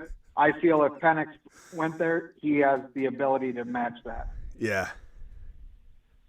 I think. Well, here's the thing. Realistically, they won't have the draft spot to get Penix to begin with, probably, and they're not going to spend it on a quarterback. They're going to spend it on offensive line or defense. That's what they normally do, and they're not gonna go out and throw. That's not what they do. So that's just like Rick Spielman in Minnesota. Same draft strategy. If they draft a quarterback, it won't be till the 4th, 5th, 6th round. Okay, so let me ask you this final question, and then Ron will leave you alone. And please don't feel attacked. It's the chat's very entertaining. No, I'm fine. But Ron, do you believe that Mason? The love and the hate and all that. Do you believe Mason Rudolph's better than Pickett? No, but he's shown that he's fully capable of leading the team.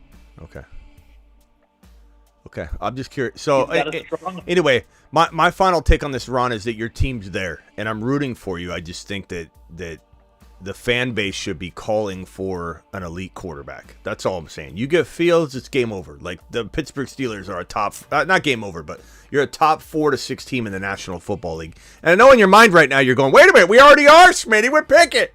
But I'm telling you, I don't feel that way. I could be wrong, Ron, and I can't wait. Clip it. Hour and 20 minutes into this show all the way to now. Clip it all you want. Pickett's not a top quarterback in the National Football League, but your team is ready. And if God, I'm rooting for you. Your team's ready.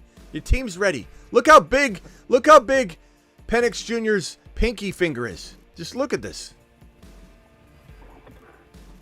I got it right here. His pinky finger is bigger than Pickett's entire hand.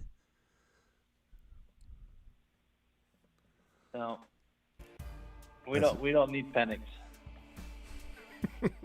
That's what the Steelers said. All right, hey Ron, appreciate you, bro. Yeah, man. We do appreciate you. We do. Come on, Ron.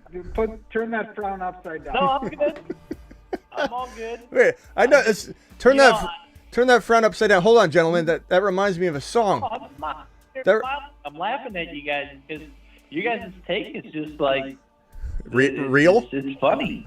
Unanimous. You just gave a Bill Belichick response.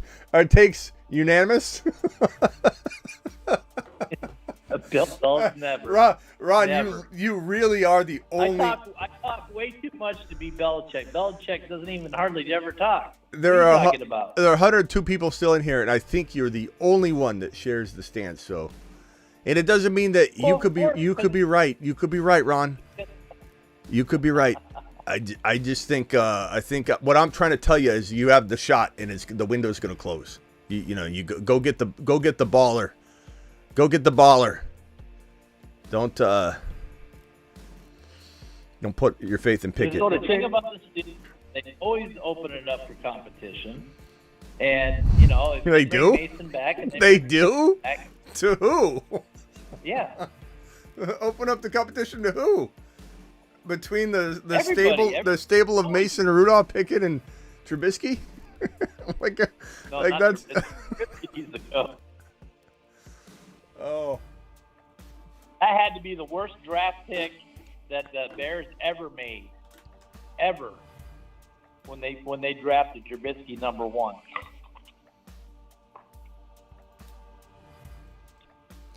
So, Smitty, since we've been live, to change gears. How long did it take Josh Allen to start winning and playing good? Yeah, but the thing I'll say on that is that I felt like Josh Allen before he took an NFL snap was going to be a top 5 quarterback. And was he great his first 2 years? Whether I'm right or wrong, no. And I'll admit I was wondering what is going on with my prediction. I'll admit that I was like, damn it, this isn't looking so good. And then he started to develop. But and I'm sometimes really early on some stuff, so like I was trying to be patient with my own. Develop. Yeah, I know, but Ron, I never had that feeling about Pickett, and I still don't. So I've never had it. I was hopeful That's not my fault. Well, I know, but I'm just saying you're asking me like why, or I don't even know what I don't think you're asking anything actually. You're just kind of just taking it. We're the ones saying it. Okay, Ron, I appreciate it. I believe Pickett. You don't. True. Most of the chat don't believe it. True. That's fine. But that's not going to make. I mean, you all are not going to change my mind on what I believe and what I see. If if you all think I'm an idiot for thinking that, that's fine. We don't think you're an idiot. We think on this topic you've got goggles on that are literally this thick, though. That I will say, and that's understandable. Normal prescribed glass. And that's understandable because this topic hits home. This is not an objective topic for you. This is a very close to home topic. I don't think you're seeing straight on it. Objective. You can't be if you're saying Pickett's elite. I look at the guy play. I see all the potential in him. I see him making really good decisions, and that's my objective take on it. If he was terrible, if he was like Trubisky, I would say he's a piece of crap. I think Trubisky's a piece of crap all the time. I think that that's my stance on Pickett. You're not going to change it. I know. Oh, I know I'm not. I mean, believe me, I know. For good or bad, that's my stance on it. Get picketed.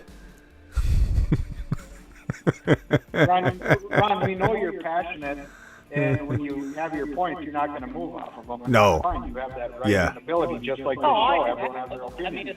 I'm not attacking you by any of this. I'm trying to create. In every situation, I mean, I was against Hurts 2 years when I first started watching the show. Smitty will tell you that.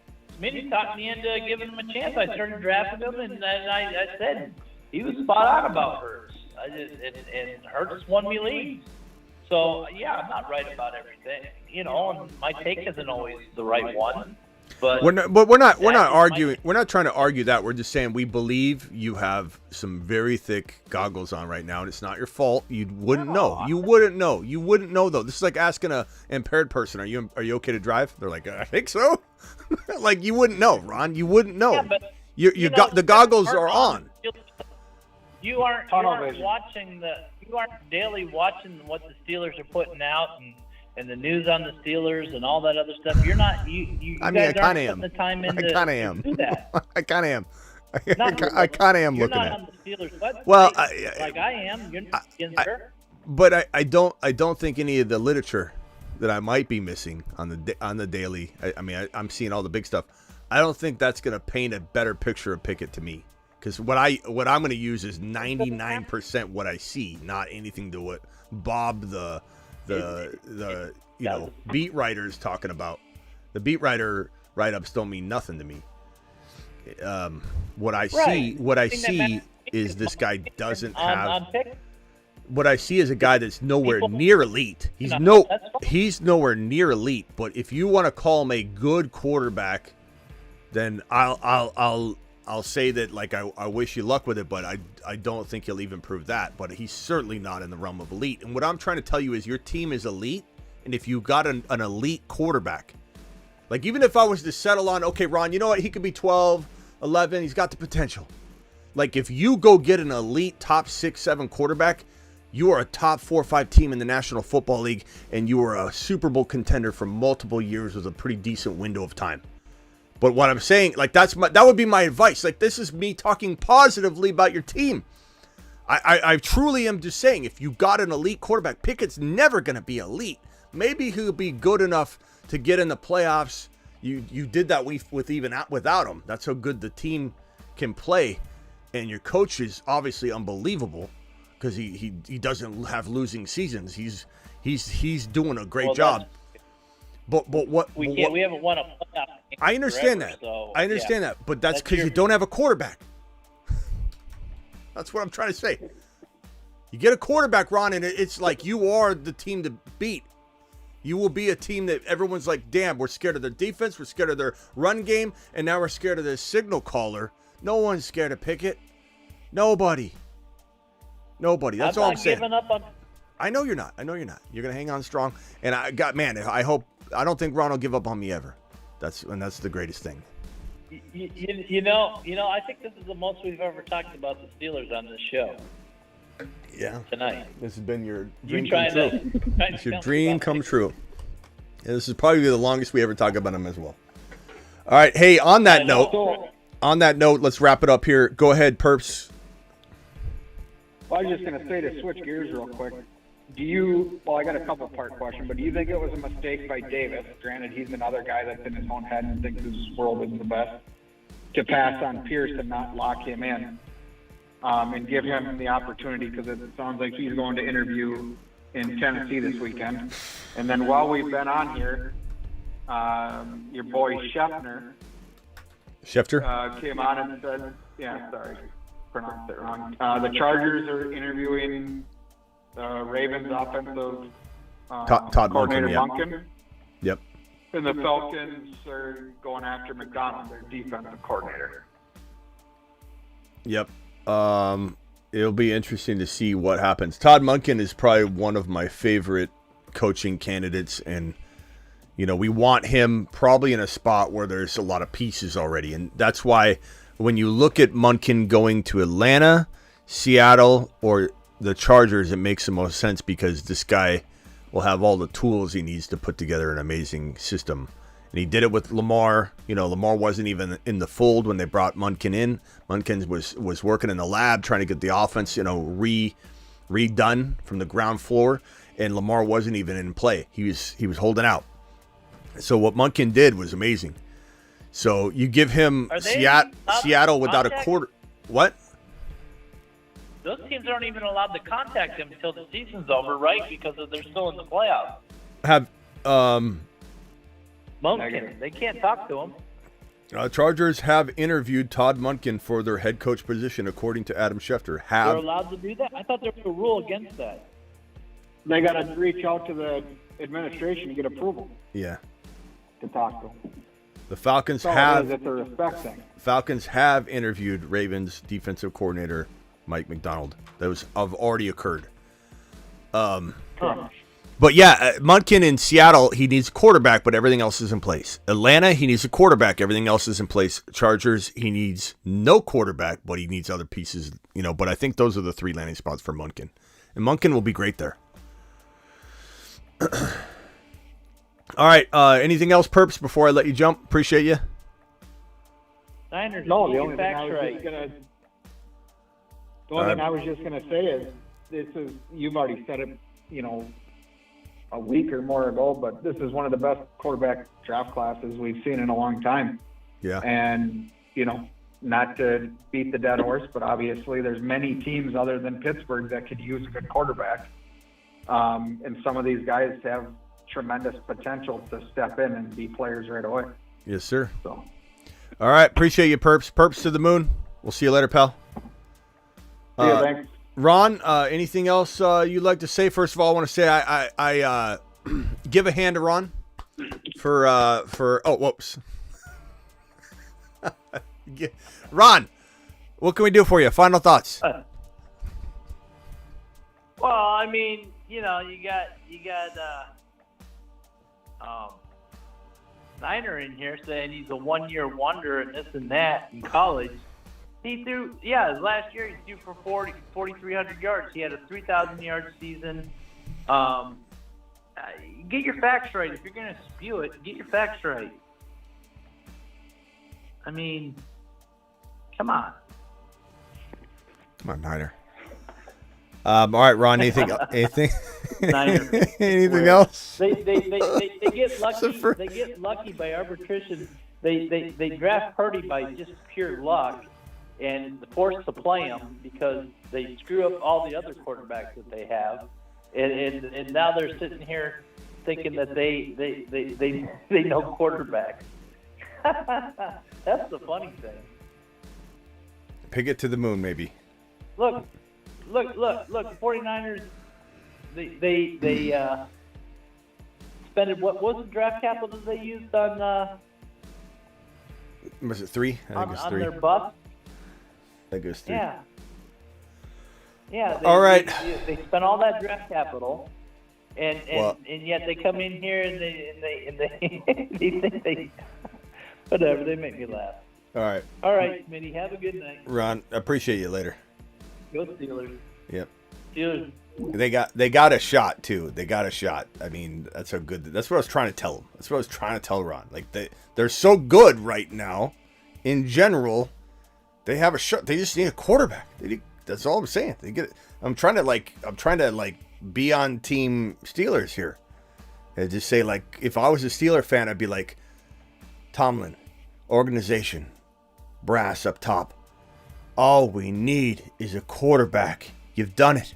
You put together a squad. We're ready to rumble. Can we do it and do it live? That's what I'm trying to say.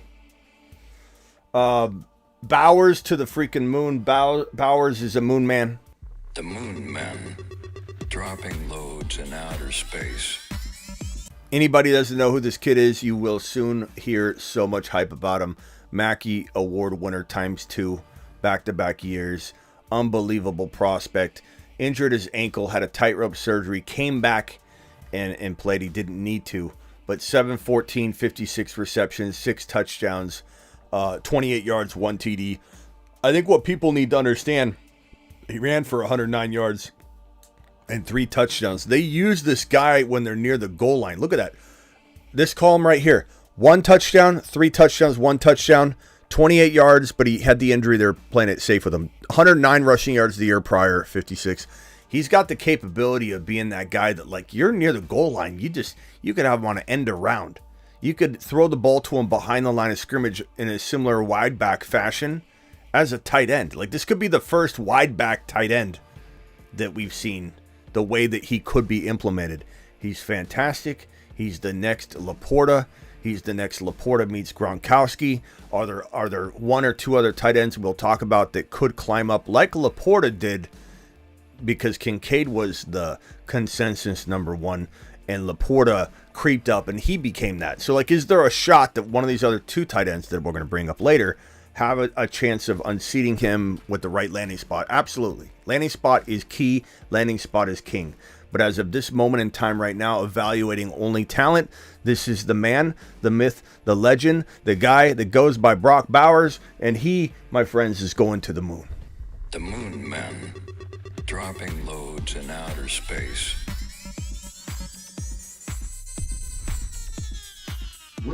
Spaceman says.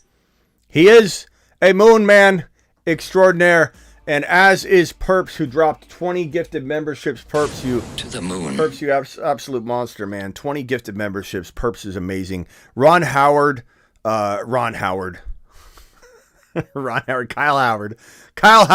Howard. I believe they're related. Kyle Howard dropping $150 wad in sum total on the live stream tonight. Thank you, Kyle. I can't thank you enough for dropping that super chat combo there. Kyle to Saturn. To Saturn. Perps for the 50 gifted memberships. To Saturn. To Saturn. Both of you to Saturn. Appreciate you both. Go get Brock Bowers as fast as you can is all I'm going to say.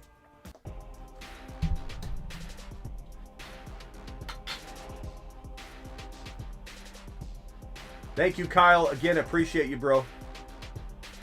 Kyle Howard, a.k.a. Ron Howard.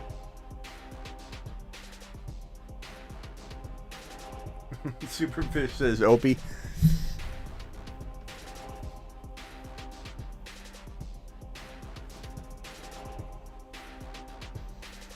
Tank Dell is unguardable. Yes, he is.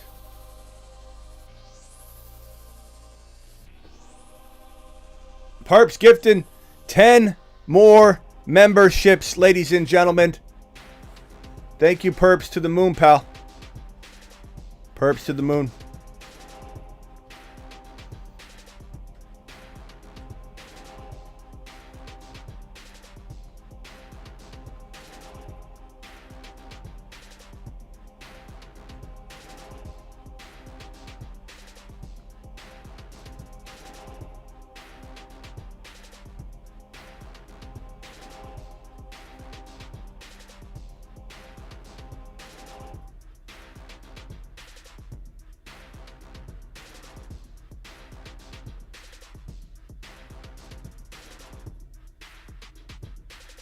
All right, prepare for take one.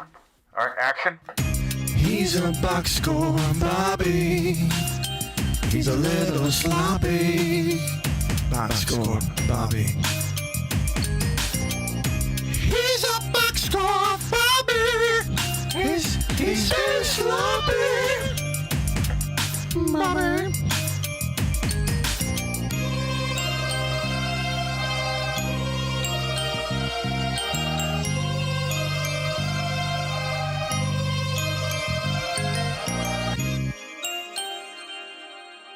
Your Bijan card has been revoked.